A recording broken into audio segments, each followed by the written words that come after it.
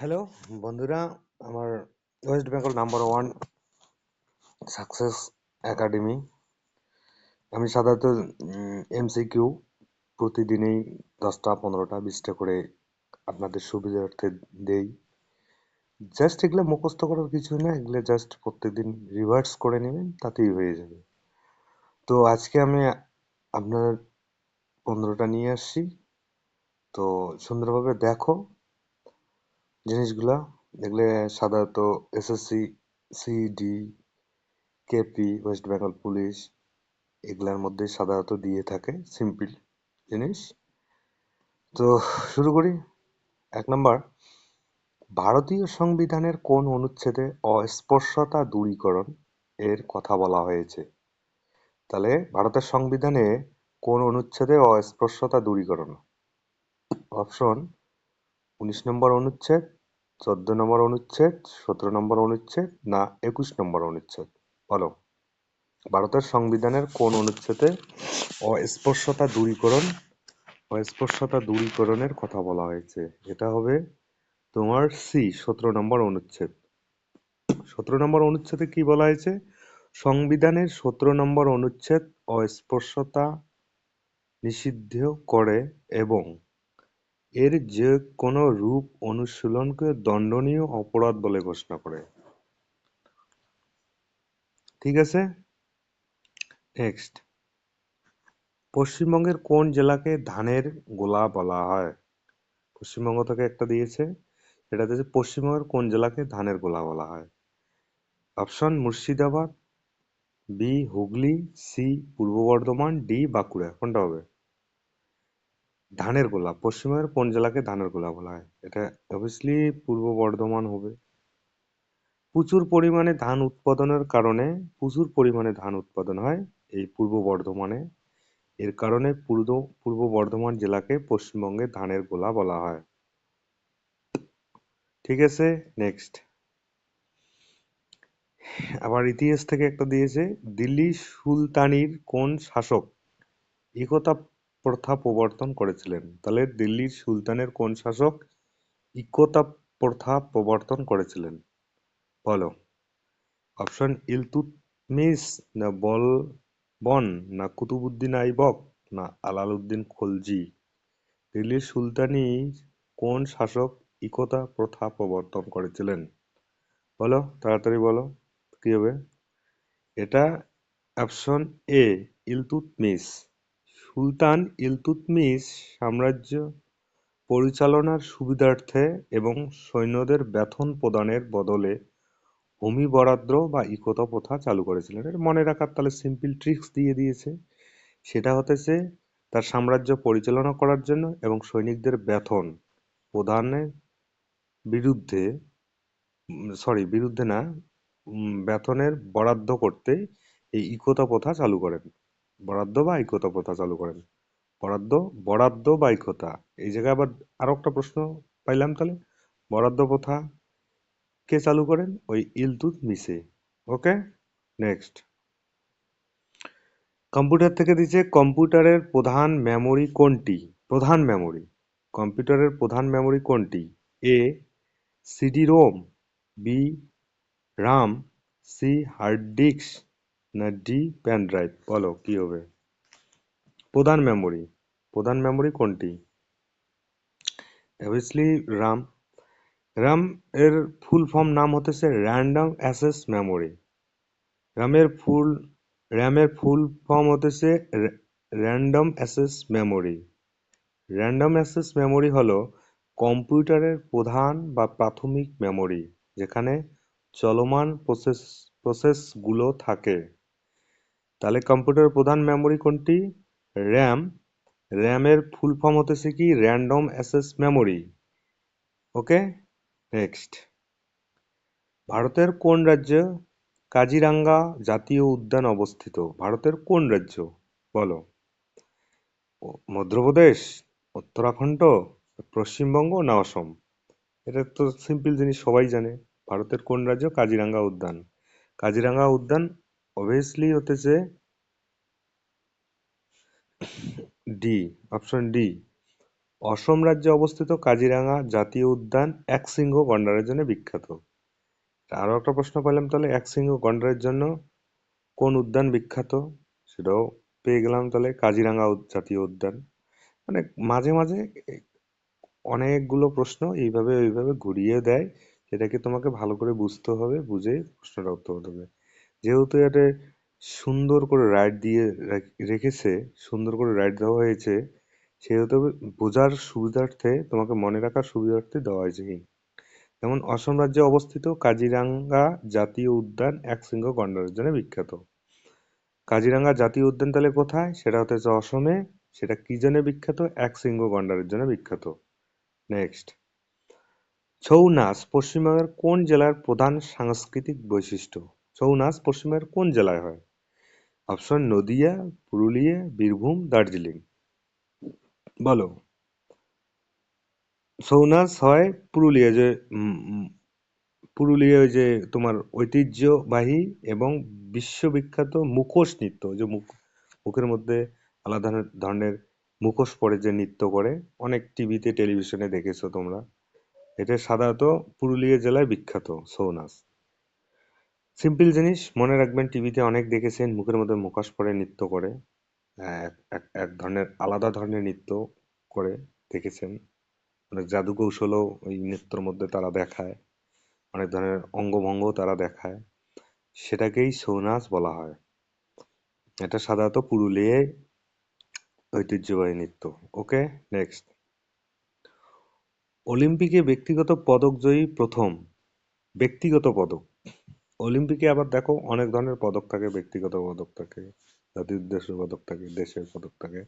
ব্যক্তিগত পদক জয়ী প্রথম ভারতীয় কে ছিলেন? প্রথম ভারতীয় কে ছিলেন? অপশন: এ লি অ্যান্ডার পেস, অপশন বি অভিনব Bindra, option C Mithila Singh, option D K D Yadav. বলো কি হবে? Option D K D Yadav. K D Yadav, KD Yadav খাসাবা দাদা সাহেব যাদব 1952 সালের হেলসিঙ্কি হেলসিঙ্কি অলিম্পিকে কুস্তিতে প্রথম জাতীয় ভারতীয় হিসেবে ব্যক্তিগত ব্রোঞ্জ পদক জেতেন। তাহলে কি, খাসাবা দাদা সাহেব যাদব 1952 সালের হেলসিঙ্কি অলিম্পিকে কুস্তিতে প্রথম ভারতীয় হিসেবে ব্যক্তিগত ব্রোঞ্জ পদক জেতেন। তাহলে অলিম্পিকে ব্যক্তিগত পদক জয়ী ভারতীয় প্রথম কে ছিলেন? সেটা হচ্ছে কে ডি যাদব, 1952 সালে কুস্তির মধ্যে ব্রোঞ্জ জিতেছিলেন। এই জায়গায় তাহলে অটোমেটিকলি আমরা 4-5টা প্রশ্ন পেতে পারি। একটা কত সালে, একটা হচ্ছে কোন খেলাতে, একটা হচ্ছে কি পদক জিতেছেন। তাহলে 1952 সালে অলিম্পিক কুস্তিতে ব্রোঞ্জ জিতেছেন। ওকে, নেক্সট। ভারতের বৃহত্তম মিষ্টি জলের হ্রদ কোনটি? মিষ্টি জল, নোনা জল। তাহলে ভারতের বৃহত্তম মিষ্টি জলের হ্রদ কি? চিল্কা হ্রদ, উলার হ্রদ, সম্বর হ্রদ, ডাল হ্রদ। এই হ্রদটি সাধারণত জম্মু কাশ্মীরে আছে। এই যে জম্মু কাশ্মীরে অবস্থিত উলার হ্রদ হলো ভারতের বৃহত্তম মিষ্টি জলের হ্রদ। তাহলে ভারতের বৃহত্তম মানে সব থেকে বড় মিষ্টি জলের হ্রদ হতেছে উলার হ্রদ। সেটা কোথায়? জম্মু ও কাশ্মীরে। নেক্সট। আবার কম্পিউটার থেকে আসছে, এইচটিটিপি এর পূর্ণরূপ বা ফুল ফর্ম কি? এইচটিটিপি এর হাইপারটেক্সট ট্রান্সমিশন পথ, বা হাইপারটেক্সট ট্রান্সপোর্ট প্রোটোকল, না hyper transport text protocol, hypertext transfer protocol. বলো কি হবে?